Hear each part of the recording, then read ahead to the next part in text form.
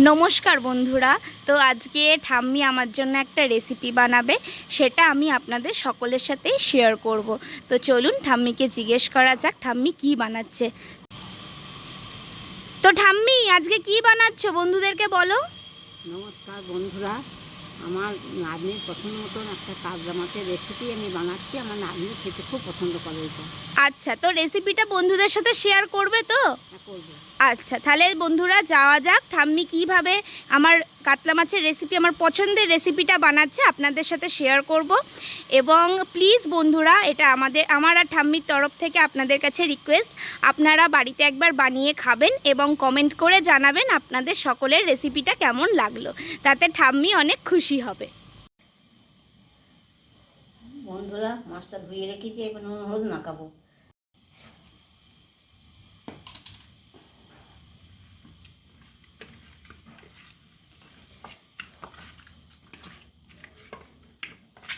নুন হলুদ মাখানো হয়ে গেছে, কিছুক্ষণ রেখে দেবো, তারপরে মাছ ভাজবো। বন্ধুরা, গ্যাস জ্বালিয়ে নিয়েছি, কড়া চাপিয়েছি। তো কড়াটা গরম হয়ে যায়, সর্ষের তেল দেবো। কড়া গরম হয়ে গেছে, সর্ষের তেল দিচ্ছি। বন্ধুরা, তেল গরম হয়েছে, মাছগুলো ভেজে নিচ্ছি।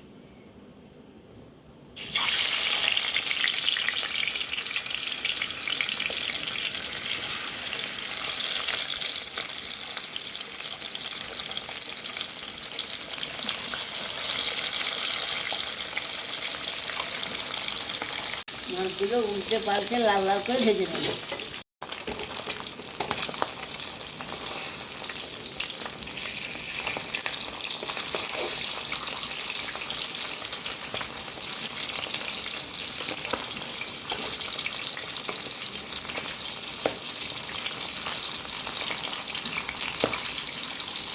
বন্ধুরা, তেলের মধ্যে 5 ফোড়ন লঙ্কা দিলাম। এবার সর্ষে বাটা দেবো, সর্ষে পোস্ত বাটা দেবো।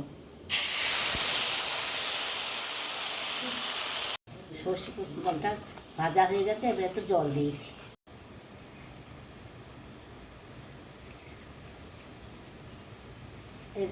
অল্প করে লবণ দিচ্ছি।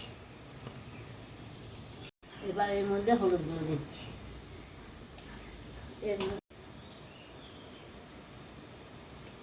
এবার এর মধ্যে লঙ্কা গুঁড়ো দিচ্ছি। এবার এটাকে ভালো করে মিশিয়ে নিতে হবে। এবার মাছগুলো দিয়ে দেবো।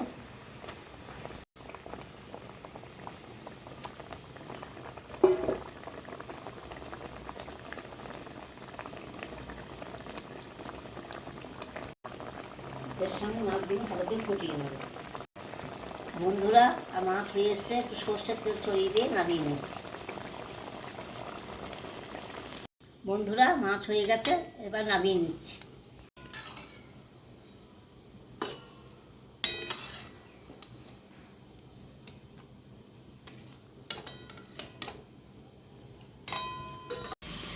তো বন্ধুরা, আমাদের মাছ রান্না কমপ্লিট হয়ে গেছে। তো ঠাম্মি আপনাদেরকে দেখিয়ে দেবে ফাইনাল লুকটা। ঠাম্মি একবার দেখিয়ে দাও। এই হচ্ছে মাছের ফাইনাল লুক।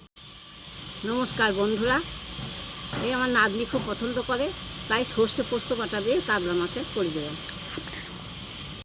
আপনারাও করবেন, খেতে খুব ভালো লাগবে। খাবেন, দেখবেন খুব পছন্দ হবে। আপনারাও করবেন, বলবেন কেমন হয়েছে।